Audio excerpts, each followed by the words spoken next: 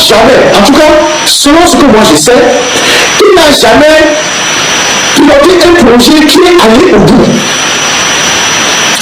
Il n'a jamais mis en place un projet qui s'est terminé dans les bonnes conditions. Je vous donne quelques exemples.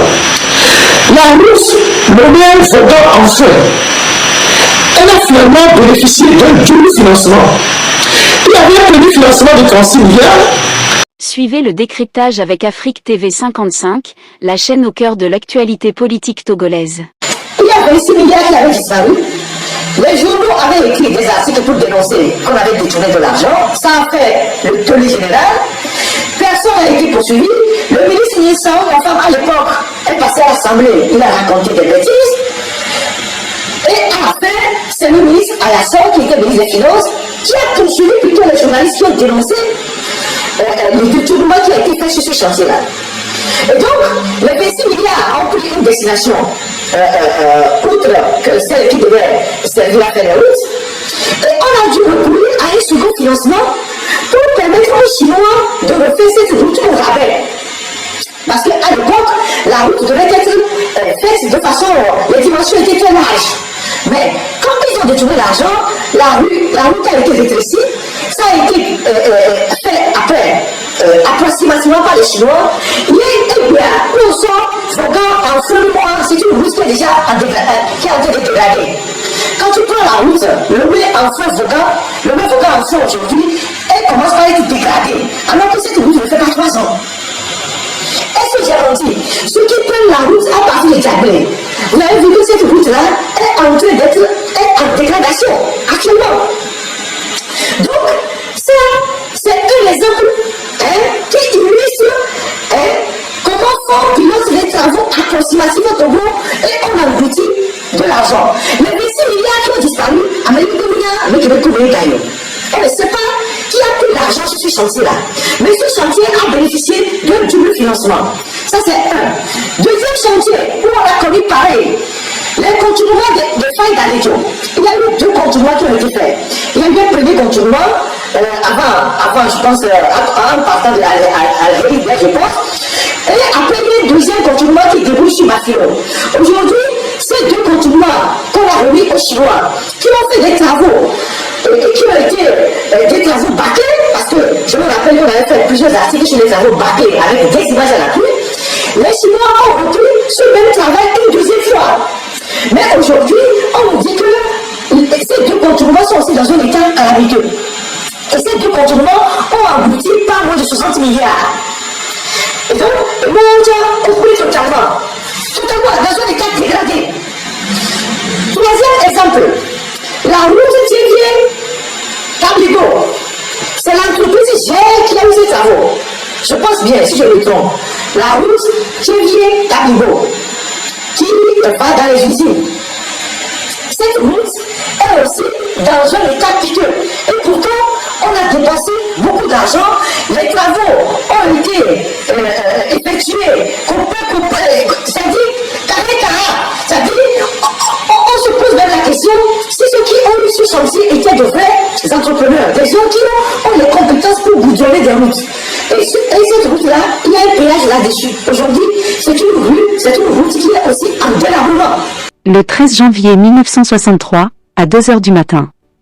Lomé, Togo, un coup de feu déchire la nuit. Le premier président du Togo, Sylvanus Olympio, s'effondre, à quelques mètres de l'ambassade américaine, où il cherchait refuge. Qui a appuyé sur la gâchette? Gnassingbé Eyadema, celui qui l'a affirmé, Punier? Un sous-officier français de la garde présidentielle? Ou une puissance étrangère qui voulait sa mort? 60 ans après, la vérité est enfin dans vos mains. Ce livre, tiré d'archives post-coloniales togolaises, révèle ce que l'histoire officielle a soigneusement caché.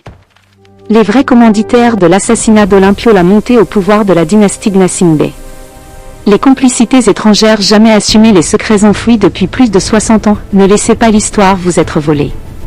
Le lien est juste en dessous de cette vidéo, cliquez, téléchargez, et découvrez la vérité. Ça c'est le chantier que faut initier. Donc les fonds disparaissent mystérieusement. On ne sait pas qui prend les commissions sur ce chantier-là. Et les entrepreneurs font des travaux à rabais. En tout cas, comme les Chinois le disent, petit argent, petit chantier. Donc, la route qui vient d'Abibou est aussi dans un état aujourd'hui je sais pas, de l'abonnement. La route, Lomé-Palibé, parlons-en. Je pense qu'il fallait la terminer en 3 ou 4 ans. Aujourd'hui, c'est plus de 5 ans. Et cette voie-là, elle n'est pas toujours terminée. On ne sait pas ce qui se passe. Personne ne pose des questions au gouvernement pour savoir pourquoi ce chantier il est interminable, pourquoi on n'arrive pas à terminer ce chantier, pourquoi dans la périphérie de la ville de Lomé, c'est-à-dire dans la banlieue, où on a prévu faire des pavés avant de rentrer à Zanguela, on a abandonné le reste des pavés à mettre autour des maisons, on ne sait pas où sont passés les fonds. C'est aussi un chantier qui est fait à peu près aujourd'hui. Est-ce que l'entreprise a eu tous les financements ou bien elle n'a pas eu tous les financements, mais toujours est-il que c'est une route aujourd'hui qui est dans un état où on se pose des questions, où sont passés le reste des fonds. Ce que je dis est factuel, tout le monde peut aller regarder et faire l'analyse. Ça, c'est aussi une triste réalité. Après, il y a plein de petits chantiers qu'on a ouverts à l'oubli qui sont abandonnés. Tout ça, c'est un actif de fonds assigné.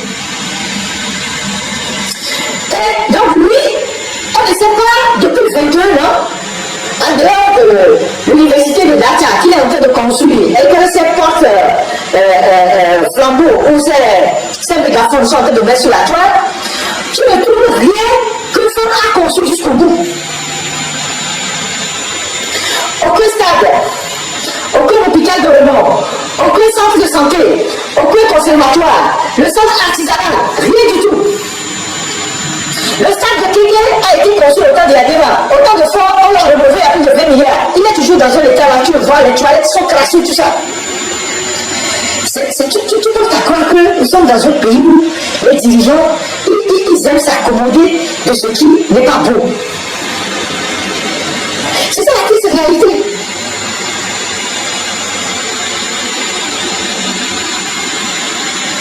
Ce n'est pas après avoir parcouru le monde, on revient, on va quelque part dans les localités de l'intérieur, on sort les gens pour venir applaudir.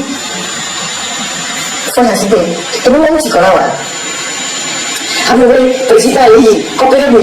On a dit amoureux, tout le comprenez-moi. Poussière, la mer est participée.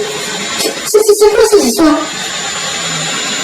C'est-à-dire, toi, tu fais le tour du monde. Quand on dénonce tes voyages, tu mets une petite pause. Tu fais quelques petits conseils de ministre avec les mêmes communiqués. Et puis après, tu sors, tu rentres dans le village, on sort les gens pour applaudir. Et tu sors, tu fais comme ça. Dans la poussière, on fait ça, on lance ça au monde entier. Poussière. On ne sait pas ce que tu fais. On ne sait pas. Tu fais le tour du monde, tu vois les bonnes choses. Dès qu'on dénonce tes nombreux voyages, tu fais pause. Tu organises quelques conseils des ministres, façon là, on rappelle, on sort les mêmes communiqués, on change un peu les phrases, et puis tu dis, je vais aller regarder ici. Alors pourquoi disent que je travaille? Et donc on sort les populations. Donc toi, tu ne peux pas aller dans une localité, on ne va pas sortir les populations pour applaudir. Et puis tu reviens à la maison, et tu ne vas pas l'hélicoptère. Et quand tu es même président, je ne sais pas comment, tu vois les images. Quand tu visites une localité, on te renvoie les images là. Tu vois la pauvreté, tu vois la poussière, tu vois le visage des populations. Je suis fier d'avoir fait quelque chose pendant 21 ans, avec vos $1 300 de PIB. Hein. Je suis fier d'avoir fait quelque chose pendant 21 ans. Pendant 21 ans, tu regardes les gens dans les localités éloignées. Les gens souffrent, les gens sont dans des conditions incroyables. Et puis on les sort pour applaudir. Et toi tu viens, tu marches, hein, tu regardes et puis les gens applaudissent, tu repars. Il y a aucune forme à faire. C'est pas. C'est-à-dire que vous vous posez la question, quelle est vraiment la vision de ce monsieur à la tête du Togo? Les maires qui ont été élus par cette décentralisation simulacre ont fait 6 ans. Ils ont déjà passé de leur mandat. Pendant 6 ans, on n'a jamais réuni les maires. Pendant 6 ans, il ne s'est jamais entretenu avec les maires pour sur leur travail et comment ils peuvent supporter la décentralisation. Il n'y a pas de débat entre Faure Gnassingbé et les maires du Togo pendant 6 ans. Ailleurs, dans tous les pays, les chefs d'État reçoivent les maires. Donald Trump reçoit pratiquement chaque 2 semaines le maire de New York. Ils ne sont pas des amis. De temps en temps, quand Donald Trump fait une conférence de presse, il pique le maire de New York, mais ils se vont pour parler, pour discuter de comment la ville doit être gérée pour le bien des habitants de la ville de New York. Parce que la ville de New York est une victime pour les États-Unis. Les mairies sont des victimes pour le pays. La mairie de Lomé, ou bien la mairie de Lomé. Mais Faure Gnassingbé n'a jamais eu le temps, pendant les 6 dernières années, de recevoir dans une salle, que ce soit le palais des congrès de Lomé ou le 2 février, les maires, l'ensemble des maires. Nous avons combien de mairies? 117 mairies. Il n'a jamais réuni les maires dans la même salle pour échanger avec eux, pour dire quelles sont vos difficultés dans vos mairies, comment est-ce qu'on peut avancer, quelles sont vos prévisions, comment est-ce qu'on peut faire que nos villes soient attrayantes, quels sont les projets que vous avez dans vos mairies. Nous te combien de temps? C'est le tout puissant roi, il est en haut. Il regarde tout le monde en bas. Et quand il est fatigué de regarder les gens d'en haut, il sort, il va dans un village, on sort les gens qui l'applaudissent dans la poussière. Il nous a mis là un président qui s'appelle Jean-Lucien Sans de Tomé. Plus personne ne voit le président. Ils ont sorti le président une fois, 2 fois. Le président, il est à son domicile. Il n'a aucune prérogative.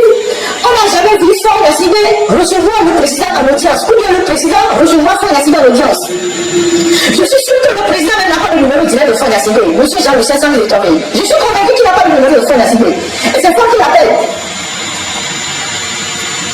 C'est-à-dire les 2 premiers dirigeants de la 4e ou 5e République qui sont censés incarner l'exécutif, on ne les a jamais vus ensemble. Si je dois commenter notre propre constitution, oui, non, pas. Président, et toi, je dis, vous l'avez, elle est contre le soir, mais elle est dans mes 3 articles, elle y a 2 fois dans la semaine, selon s'il est en bonne santé ou s'il n'est pas en bonne santé. Il va 2 fois dans la semaine. Personne ne sait s'il est là. Il passe inaperçu. Lui, on l'a mis devant. On dit, bon, viens rester là-bas. Tu sers de choses, de pantin. Donc, toi, tu restes devant et Faure lui est là.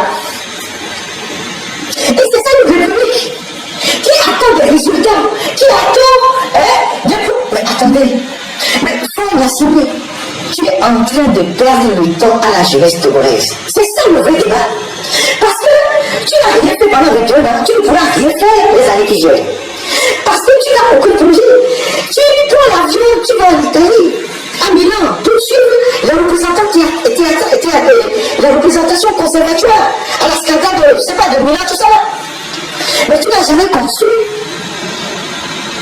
des lieux où les artistes au Togo peuvent exprimer leur talent. Les artistes ont fait d'ailleurs la dernière semaine des conférences de presse. J'ai vu les vidéos, j'ai eu pitié. Je ne veux même pas les diffuser ici. Parce que eux aussi, voilà. J'ai vu les artistes qui parlaient. Les gens sont devenus des bons vivants. Certains pleuraient même dans les vidéos. Ce sont des artistes.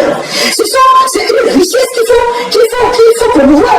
Quand le voisin de l'Est est venu pour voir, combien d'artistes le voisin de l'Est n'a pas amené en France pour faire des expositions et valoriser les artistes? J'étais témoin. Je suis allé voir les œuvres à la conciergerie à Paris, exposées par les Béninois. C'est le président qui était leur VLP, c'est lui qui les a amenés en France, les présenter à Macron. Et Macron est venu là-bas. C'est beaucoup d'acquis pour les artistes béninois. Aujourd'hui au Togo, il y a quoi? Il y a quoi à visiter aujourd'hui au Togo? Rien du tout. Comment on l'appelle? Le marché des fétiches, où les gens, avant on a Tongo et voilà, le marché des fétiches là, on met ça là, et voilà, je sais pas où on a Tongo, voilà, on met 4 dans la rue, le marché des fétiches. C'est ça? Tous les gens viennent découvrir le Togo. C'est ça, c'est incroyable. Et pourtant, le pays regorge énormément de richesses. Pendant 21 ans, tu n'as pas été capable de faire quoi que ce soit. Ni terrain construit, ni stade, rien du tout. Ton ministre des Sports, il est devenu un gars qui court chaque samedi. Lui, il a compris que le sport, il faut courir chaque samedi. Premier samedi du mois. Bon, l'autre aussi a faisait ça. Il fait pareil. Il va rassembler les gens dans une ville, en cours. C'est ça le sport du Togo. Faut-il qu'il y ait eu la regard sur le fait, faut-il qu'il y ait eu la regard sur le fait, et c'est un programme politique. Bientôt, il pourra dire, sur la dissolée, il y a plus tard. Faut-il qu'il y ait eu pour il y avait des différents corps. Comme il y a campus, alors il y a plus tard. On tourne la liste de données. Va tourner à Pélou, il y a plus tard, il y a plus tard, il y a plus tard. Faut-il qu'il y ait eu sur 4 pays, et c'est un programme politique. Chaque premier samedi du mois, le ministre va courir. On fait les vidéos, on dit le sport marche bien au Togo. Mais il n'y a pas d'infrastructure. Vous avez une salle de sport au Togo. Vous avez des cours de tennis modernes. Vous avez des terrains de handball modernes. Vous avez des terrains de boxe modernes. Vous investissez combien dans le sport au Togo? Allez rassembler les gens chaque samedi, premier samedi du mois, et courir. Il y a longtemps que vous faisiez ça. Chaque samedi, il y a une formation économique pour la Guinée-Putain alors. Pour ceux qui ont les poumons. Moi-même, je faisais ça régulièrement. Donc, c'est devenu un programme politique pour un ministre de la jeunesse et des sports. Et c'est avec ça que vous voulez changer le Togo. C'est avec ça que vous voulez que le pays avance.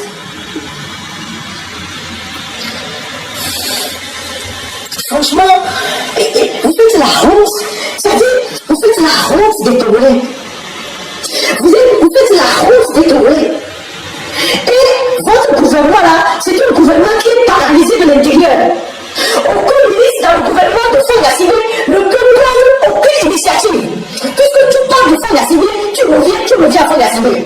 Quand tu ne prends qu'une initiative, on dit, mais quelle union? Est-ce qu'un gars de Végola, quand les ministres sont dans leur bureau, ils prennent le salaire, ils regardent un peu s'ils peuvent voler à gauche, à droite, il n'y a personne qui peut frapper la partie pour dire, moi je vais prendre telle initiative. Et puis il y a la barrière de Sandra Johnson qui est là-bas, la présidente. C'est elle qui fait voir à tous les ministres. C'est elle qui valide les projets. C'est elle qui décide quel projet passe, quel projet ne passe pas. C'est elle qui est l'interlocutrice de tous les partenaires financiers. Je ne sais pas quelles sont ses compétences. C'est elle qui, tantôt tu la vois avec le public, tu la vois avec le FMI, tu la vois avec la Banque mondiale, tu la vois avec toi. Mais quel est le cerveau? Elle s'est entourée de quelques petits farfelus. Je vais déconstituer tous ces gens-là, quelques petits farfelus à qui on a loué des villas, ils sont dans les villas, on met là-bas, ils écrivent des petits sur les réseaux sociaux. Et on leur donne de l'argent. Et donc, le pays est en train de stagner. Le pays est en train de stagner. Et tu vois, je comprends les cas. Alors que le Togo, c'est un petit pays dont la gestion ne pouvait même pas créer des ennuis. Togo est offusqué l'économie. Le mois d'eau, autoroute, les Togois, on a deux autoroutes arrêtées rapidement. On a tous les cas énormes, on a tous les cas dans le sens de la largeur. Et le pays va se développer à partir des autoroutes. Sur la longueur, on a 650 km. Sur la largeur, on a 130 km. Aucun projet sérieux n'est implémenté. Le fonds de papier, le Togo est classé deuxième réformateur. Tout ça, c'est des faux trucs. Le fonds sur quoi? Oui, le Togo est classé par une agence troisième réformateur. Des conneries. Et on prend ça, on monte ça dans le monde entier. Pendant ce temps, les pays qui ne sont pas classés deuxième réformateur, ils avancent.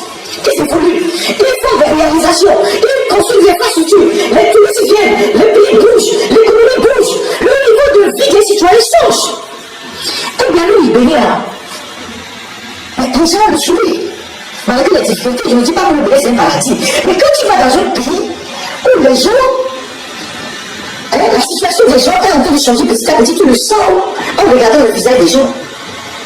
Le Bénin, tous les restaurants sont remplis, les hôtels tous partout. Ça veut dire qu'il y a dynamisme dans le pays. Le pays avance.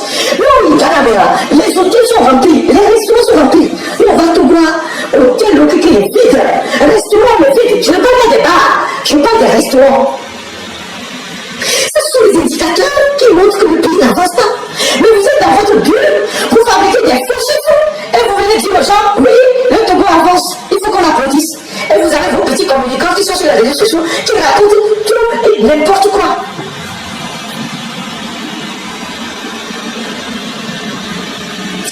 Il y a qui tout le le doigt. Après, les réseaux disent, on les fait envie de le jouer. Moi, je reçois quelqu'un de message. Moi, je suis devenu, je sais pas, je suis au cœur de tout. Le nombre de messages que je reçois, c'est ça qui me donne les éléments que le pays est dans une catastrophe totale. Et les gens qui sollicitent des aides, même des fonctionnaires, à vous les faire tomber. J'entends les symboles, on a bien vu mon grand frère, on a dit pour gagner la mienne. Tous les jours, c'est ça. Mais vous emmagasinez l'argent. Moi, j'ai vu, je vois des vidéos parce qu'on manipule parfois des images pour te faire plus jeune. C'est vrai que c'est une bonne chose. Avec la technologie, il y a des images qui sont travaillées. Mais quand on a les vraies images de toi, quand on les prend et qu'on fait l'étude sémiologique de ces images-là, l'étude de ces images-là, on voit que mais tu es fatigué. Mais pourquoi tu t'accroches? Va te reposer.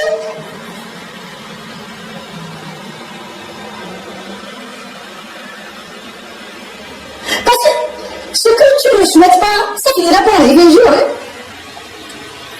On voit comment les dictatures sont en train de tomber.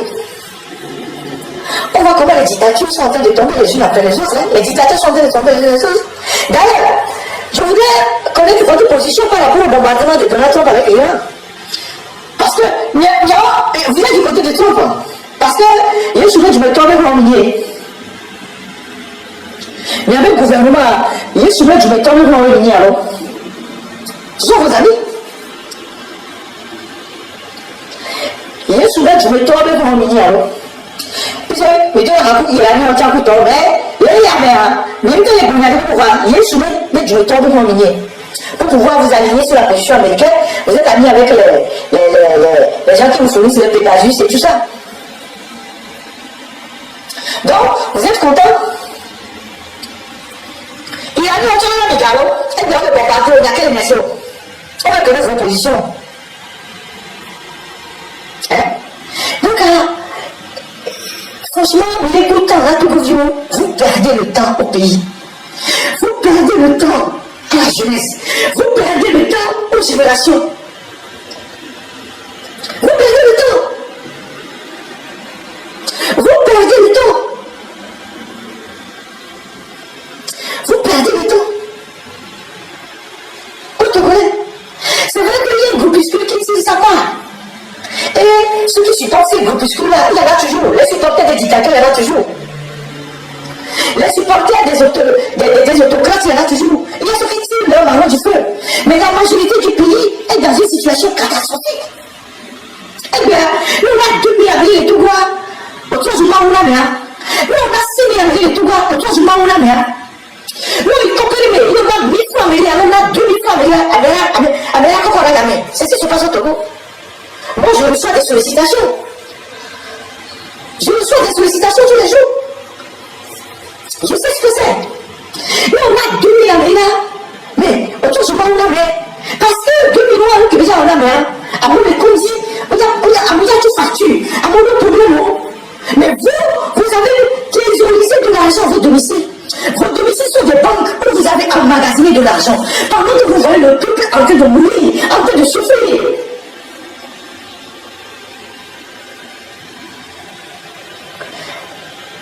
Tout autant, chers compatriotes togolais, il faut que chacun d'entre nous comprenne que chaque jour qui passe, chaque jour de plus, comme Mme Nakade l'a dit, avec Fond Nassime, est un jour de moins dans notre vie, est une souffrance de plus dans notre vie. Il faut que nous nous engageons, chacun à son niveau. Je ne demande pas aux gens d'aller mourir bêtement, je ne demande pas aux gens d'aller prendre des risques, mais autant chacun à son niveau, il faut que nous nous réveillons, il faut que nous nous engageons, il faut que nous prenions chacun une résolution ferme pour tourner la page de ce régime, pour envisager un avenir serein et radieux pour notre peuple. C'est que serment que chacun d'entre nous doit prendre. Il ne s'agit pas d'écouter les lives les dimanches ou d'écouter d'autres lives et de se contenter de ça, de dire ah, il va faire la dénoncer, c'est fait il va faire ce n'est pas là le problème. Le problème est que nous prenons chacun d'entre nous la résolution ferme de se mettre en marche de bataille pour dénoncer ce régime et préparer à tourner la page de ce régime, quel que soit le sacrifice que cela doit nous coûter. Parce qu'il faut un sacrifice. Qu'on soit à l'intérieur ou à l'extérieur du pays, il faut un sacrifice pour tourner régime. Parce que nous ne pouvons plus rien attendre de Franck Yassine. Franck Yassine aujourd'hui, la seule chose qui le préoccupe, c'est de sauver sa peau. C'est de rester au pouvoir jusqu'à sa mort. C'est de contrôler l'argent du pays pour sa sécurité. Et mourir au pouvoir. Parce que mourir au pouvoir pour lui, c'est la meilleure façon de ne pas rendre compte de sa gestion. Et donc, si nous avons 1000 milliards dans les caisses de l'État, Franck prendra 99% de ces 1000 milliards pour sa sécurité. Il laissera seulement des miettes dans les caisses de l'État pour les Togolais. Donc, à mort les coups tous les jours, les gens meurent tous les jours. Les gens que tu luttes ou que tu ne luttes pas, les gens meurent tous les jours. Donc, autant lutter pour garder notre dignité. Donc, Amicia n'est là sur le côté. On est fonctionnaire, on est entrepreneur, tu es étudiant, tu es je ne sais quoi, tu es universitaire. Nous devons essayer de déverrouiller la peur dans laquelle on nous a enveloppés pour commencer par prendre conscience de la gravité de la situation dans laquelle notre pays se retrouve.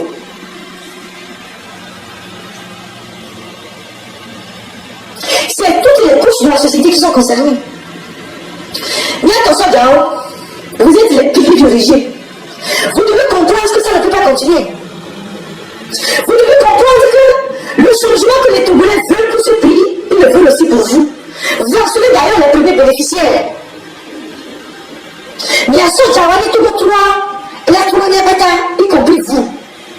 Il va y avoir moins de 80 000 mini-policiers. Il va y avoir moins de 100 000 mini-policiers de premier grade à l'autre milieu. Et vous aurez de l'argent pour entretenir vos nombreux enfants. Mais il dit, au moins, caisse de sécurité sociale, et on tue au moins 10 000 francs par enfant, et on tient les gars, oui, les gars sont garants, alors du champagne, alors tout, et le roi va tout dans l'eau. Il y aura une juste répartition de l'argent public pour que chacun puisse trouver sa part. Eh bien, c'est la minorité qui prend l'argent des travailleurs pour construire des villas de 2 milliards, 1 milliard, pour aller mettre l'argent à Dubaï, pour construire des brasseries, pour construire des hôpitaux qui coûtent très cher pour les soins. Au moins, qu'est-ce que les gars? Mais construire 5 milliards, c'est déjà une bonne chose. Demain, on envoie ça à 10 000. Si on prend 6 enfants en compte à la caisse, si la caisse prend 6 enfants, bien sûr, Dieu vous dit la paix des gens, je suis bon bien. Donc, après 6 enfants, au moins, non, mais 10 milliards, vous avez 60 000. 60 000 euros, mais il y a son garçon, il y a son job, il a 6e. Mais c'est un peu sur votre salaire. Donc, les tout on les donne, à mon on en live, on en dénonciation, on en sensibilisation. C'est pour que le Togo change pour nous tous, y compris vous. Donc, mais il y a bien reconnu. Mais là, on avait d'autres examens de conscience. Il y a éliminé les gavons, il est avec ses maîtresses, il a de l'argent, il peut vivre encore 100 ans, il a de l'argent pour vivre. Mais vous n'avez pas de l'argent pour former vos enfants. Vous n'avez pas de l'argent pour éduquer vos enfants demain. Vous n'avez pas d'argent suffisamment pour aller construire une maison sur les caves de l'eau. Mais c'est vous qui bombez le torse que vous êtes là pour supporter le régime. Vous devez changer de mentalité. Vous, les soldats togolais, vous devez changer de mentalité. Vous devez prendre une partie du peuple. Mais quand vous avez Katanga dit là, l'autre Félix Katanga, l'homme fort, Félix Katanga. Mais on l'a fait, il y avait Félix Katanga qu'on a, on tombe aussi, tu vois. C'est comme il y avait Narcisse Uloma Djoua avant. Narcisse Uloma Djoua, le Narcisse Uloma Djoua qu'on a. Quand on s'est nous on tombe sur des écarts, c'est ton problème. Mais on a vu comment Narcisse Uloma Djoua fini. Dans la misère totale. Le régime, là c'est le nom, c'était le tout puissant de l'armée togolaise. Après les Titipiens. Mais regardez, j'ai envoyé des gens au tribunal, ils m'ont dit qu'il était assis comme un gamin. Il a beaucoup maigri. Et voilà, gars, j'espère bien que vous avez encore suivi cette vidéo du début jusqu'à la fin. Voilà, c'était pas encore fait qui a Haïti, qui a dénoncé tout ce qui se passe, voilà, au Togo. Vous connaissez le combat de Ferdinand Haïté. Tout ce qui concerne le Togo, voilà, et c'est Ferdinand Haïté. C'est Ferdinand Haïté parce que il a beaucoup de choses. Moi, souvent, je me demande où est-ce qu'il trouve ces informations, les gars. Haïté, il est trop fort. Il a Haïté, Ferdinand Haïté est trop fort. Oui, moi, vous avez écouté toutes ces révélations-là qu'il a eu à faire. Voilà, moi, vous avez écouté. Vous avez suivi la vidéo du début jusqu'à la fin. Vous avez suivi tout ce qu'il a eu à dire. Et ces révélations-là qu'il a eu à faire, les gars. Man. Non, moi, souvent, c'est pour cela, quand j'avais vu ces gens-là, et les ghettoiers et tout ça là, on commençait par attaquer Ferdinand et tout, je me suis dit, les gars, vous ne connaissez pas à qui vous avez affaire. Vous ne savez pas à qui vous avez affaire. Hein? Et comment l'appelle-toi, il s'appelle comment? Et ghettoier était un Américain, mais il a Ferdinand Haïté. Je me suis dit, je me suis dit en même temps que le gars là, il risque beaucoup. Et voilà, il y a quelques temps, il ne sort plus, il n'est plus truc là. Bah, le gars, il est informé, et puis aussi là, il a des personnes pas possibles. Journaliste d'investigation, les gars. Non. En fait, c'est Ferdinand Haïté qui m'a fait aimer ce qu'on appelle la... Moi, je fais pas de la politique. Les infos concernant comment la politique et tout ça, moi, je n'aimais pas. Je m'en fous, hein. Je me foutais pas mal de ce débat. Je me foutais pas mal. Mais Ferdinand Haïté m'a beaucoup fait aimer ce qu'on appelle la politique. C'est pas que je fais de la politique, je fais pas de la politique, non. Loin de là. Mais il m'a fait aimer le Togo, c'est-à-dire il m'a fait aimer et ce qui se passe au Togo, il m'a fait aimer au fait. Ces informations, ce qu'il donne, tout ce qu'il fait là, bro, disons la vérité, Ferdinand Haïté, non, il est bon. Il est trop bon, ce qui concerne les informations. On te l'a bien le Kobenako. Et par les deux informations, tu vois, même tu serais étonné au fait de ces informations qu'il donne. Et la manière dont il donne ça aussi, quoi. Non, toi-même tu vas être étonné. Bon, bref, les gars, j'espère que vous avez kiffé la vidéo. Si c'est le cas, n'hésitez pas, je dis bien, n'hésitez surtout pas à partager, à liker, à vous abonner massivement. Et aussi à inviter, voilà, les autres à venir regarder ces genres de vidéos. Vous connaissez tout ce qui concerne